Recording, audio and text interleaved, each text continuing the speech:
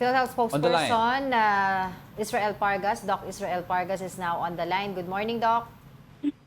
Hello, good morning. Good morning, Diego, and good morning, Angela, and good morning to everyone.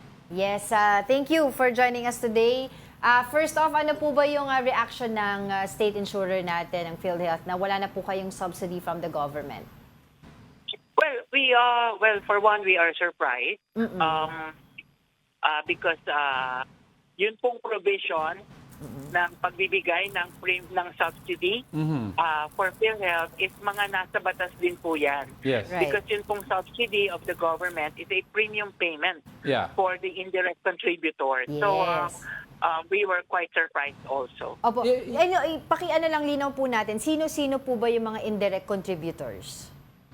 Well, yun pong sa mga indirect contributors, dito po nakapaloob yung ating mga indigent Yes. members of the society, those who are identified under the National Housing Targeting System of the DSWD. Yun pong mga 4P. Included din po dyan yung mga senior citizens, PWD, and all others identified by different laws na ang magbabayad ng premium is the government. Yes. So paano po 'yun mangyayari? No, silang directly affected nito kapag ka po kailangan nila ng serbisyo mula sa PhilHealth. For this year, affected po sila, tama po ba? Well, hindi naman po because we will of course, gaya na binabanggit ng ating Universal Healthcare Law, every Filipino is a member and they should get immediate eligibility to all the benefits. So patuloy pa rin naman po nating mabibigyan ng benepisyo ang ating mga miyembro, lalong-lalo na yung ating mga indirect contributors kasi sila naman po talaga yung nangangailangan. Yes, Doc Ish, I want to, also for the benefit of our viewers, para maklaro lang, no? With the zero subsidy, you are now forced to tap into yung excess funds. Ngayon po, how will this affect your, if you need additional capital expenditure or operational expenditure, ano po talaga ang tatamaan nitong zero subsidy nito, aside from yung mga nabanggit mo? Well, basically po, ang matatamaan yan, hindi yung 2025, but yun pong ating 2026 budget. Kasi yun pong sa batas po kasi ang nakalagay, yung ating administrative expense ay na maximum of 7.5. Yes. Ang computation po niyan is coming from the premium contributions and all other incomes from the direct and the indirect.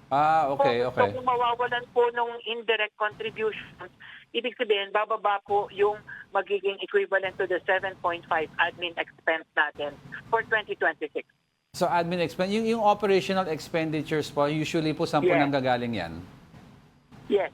Yan po ay nakukompute po natin from the total premium collection. Okay. Pero what will be the effect on this naman po sa mga miyembro ng PhilHealth as a whole? Well, gaya ng nabanggit ko ay patuloy naman po tayong magbibigay ng ating benepisyo. Patuloy rin po yung pagpapalawak at pag-enhance ng ating mga benefits. At yan naman po, and of course, because of this, kung talagang maiisa batas, yun pong ratified version ng bicameral, ay we will again have to sit down as a management and readjust our plan and adapt to the situation. But ang assurance po natin is patuloy po tayong magbibigay ng benepisyo para sa lahat ng ating miyembro. Yes, kasi Doc, I understand, no, you guys were also talking about expanding yung coverage ng mga benefits nyo with regards to also sa patients sa cancer and other sicknesses. Now, are you saying po hindi po ito matutuloy muna or mas mababawasan lang ang amount na pwedeng sa assistance na pwedeng makuha ng mga pasyente na ito? Matutuloy po yan. Unang-una because we have aggressively started expanding our benefits since 2023 and 2024. And before the year end, may mga bagong benepisyo na po na naiaprubahan ng ating board and soon to be announced bago nga po matapos ang taon. And even for 2025, meron na rin po tayong nakaplano ng benepisyo to expand. Ang matutuloy po yan Okay, that's good. That's good to hear naman. Oo. Doc Ish, kasi syempre yung ibang mga miyembro din na nung narinig itong balita na to, medyo nabahala sila kasi ano daw magiging epekto nito sa kanila at kung baka naman daw sometime next year biglang sabihin magtataas ng bayad ng contribution itong mga miyembro. Is that even possible? Yun pong sa atin pong Universal Healthcare Law, siya po yung nagtatag ng pag-increase ng premium contribution. And yun pong 5%, yun na po yung pinakahuli na premium increase. So, wala na po tayong magiging premium increases kasi wala na po sa batas yun. Okay. At least that's Yeah, clear. that's medyo clear, yeah. Oo. So, ano pa po yung po pwede natin na malinaw po tungkol dito sa issue na to na dahil wala po kayong zero subsidy at talagang kabado po yung ibang mga membro po ng PhilHealth Well, for one, we are also expecting na sana ay bago maaprubahan ng Pangulo into law yung ating yung propose ng bicameral ay mapag-aralan at muling maibalik yung subsidiya para sa atin sa PhilHealth. Because kahit naman po anong mangyari, kahit meron tayong pera sa ngayon, for sure maapektuhan din ang ating funding balance niyan.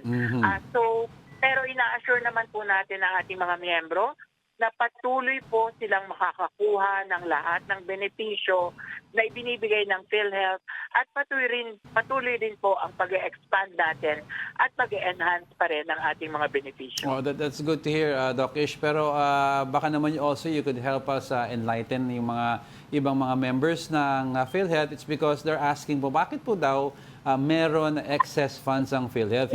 Ang tanong nila, hindi po ba gumastos ang PhilHealth or you simply made additional investments that reaped bigger dividends? Basically po, gaya ng nabanggit ko, we already aggressively started increasing and expanding our benefits in 2023. Kaya po, patuloy din po nating ini-increase yan for this 2024.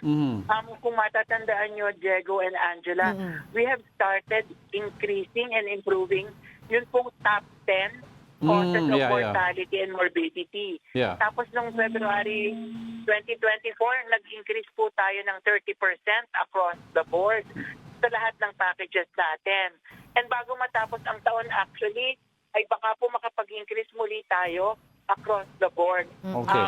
Actually, we are presenting to the board this December 16, another round of increase.